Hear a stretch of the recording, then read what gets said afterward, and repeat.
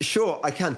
I should say to start off with Daisy that I used to be a really quite respectable mainstream media journalist and commentator. I was pretty successful in the UK, and in the US, and to a degree in Australia.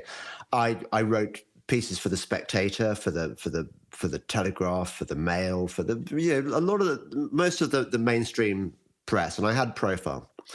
And I think if you'd told me 10 or 15 years ago that I would be describing myself as awake and subscribing to these things that 15 years ago I would have dismissed as doolally conspiracy theories, I think I would have been horrified. I thought that conspiracy theories, sort of alternative notions of the world, if you like, were for the crazies.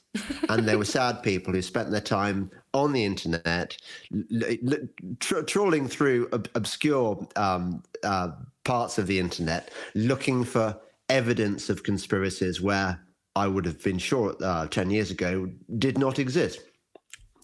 So I want to say, first of all, that people who think that conspiracy theorists are nutcases, I was one of those people once. So you've got to ask, why would somebody rational like me go to the other side? And there were various staging posts in my awakening.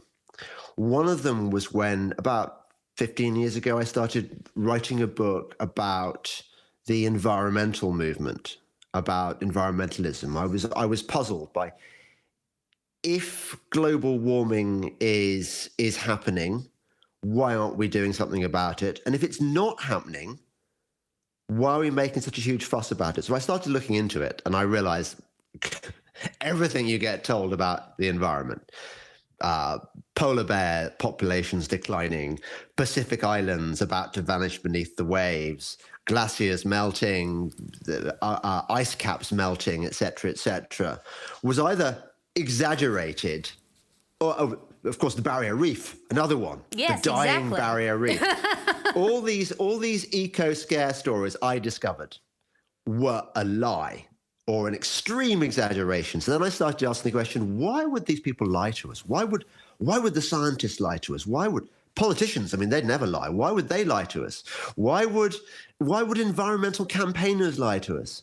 And I realized, as I researched this book, that the world was not as I thought it was, that the media was not telling us the truth. And I thought that, as a journalist, I thought the job of a journalist was to speak truth to power. That the scientists were not telling us the truth, and I thought scientists were there to do science.